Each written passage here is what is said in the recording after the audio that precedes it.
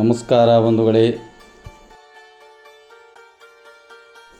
ಸುರಕ್ಷಾ ಸೇವಾ ಸಂಸ್ಥೆಯ ಆಶ್ರಮದಲ್ಲಿ 77ನೇ ಗಣರಾಜ್ಯೋತ್ಸವ ಕಾರ್ಯಕ್ರಮ.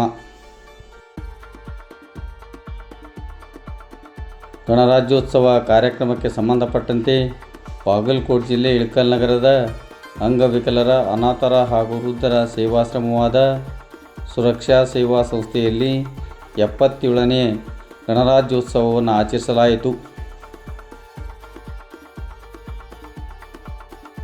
ಗಣರಾಜ್ಯೋತ್ಸವದ ಕಾರ್ಯಕ್ರಮದಲ್ಲಿ ಸಂಸ್ಥೆಯ ಸದಸ್ಯರು ಸೇರಿದಂತೆ ಆಶ್ರಮವಾಸಿಗಳು ಉಪಸ್ಥಿತರಿದ್ದರು.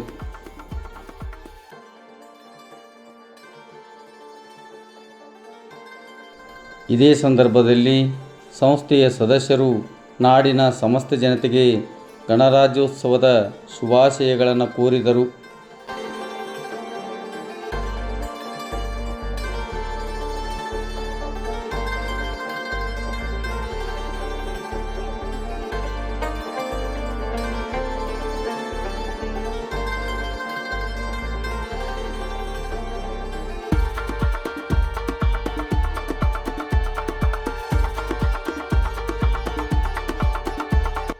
ನಮಸ್ಕಾರಗಳು ಮಾನ್ಯರೇ, ಎಲ್ಲರಿಗೂ 77ನೇ ಗಣರಾಜ್ಯೋತ್ಸವದ ಹಾರ್ದಿಕ ಶುಭಾಶಯಗಳು.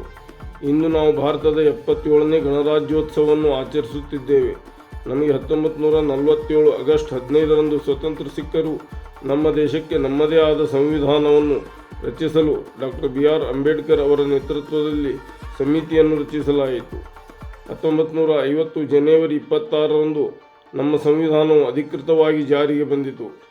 ಅಂದು ಭಾರತವು ಸ್ವತಂತ್ರ ಗಣರಾಜ್ಯವಾಯಿತು. ಆದ್ದರಿಂದ ಈ ದಿನವನ್ನು ನಾವು ರಾಷ್ಟ್ರೀಯ ಹಬ್ಬವನ್ನಾಗಿ ಆಚರಿಸುತ್ತಿದ್ದೇವೆ. ನಮ್ಮ ಸಂವಿಧಾನ ಜಗತ್ತಿನಲ್ಲಿಯೇ ಅತಿ ದೊಡ್ಡ ಲಿಖಿತ ಸಂವಿಧಾನವಾಗಿದೆ. ಗಣರಾಜ್ಯವೆಂದರೆ ಜನರಿಂದ ಜನರಿಗಾಗಿ ಜನರಿಗೋಸ್ಕರ ಇರುವ ಆಡಳಿತ ವ್ಯವಸ್ಥೆಯಾಗಿದೆ. ಇಲ್ಲಿ ಪ್ರಜೆ ಪ್ರಭುಗಳು.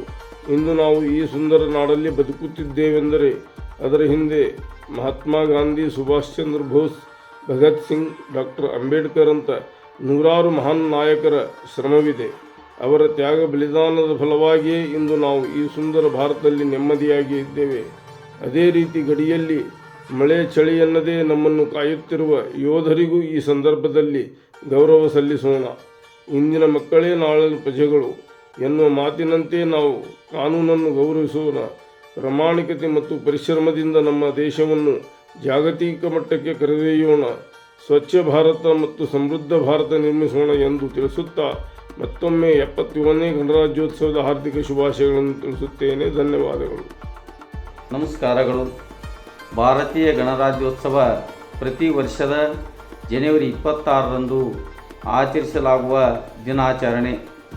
ಭಾರತದಲ್ಲಿ ಸಂವಿಧಾನ ಜಾರಿಗೆ ಬಂದು ಭಾರತವು ಗಣರಾಜ್ಯವಾದದ್ದು ಜನವರಿ 26, 1950.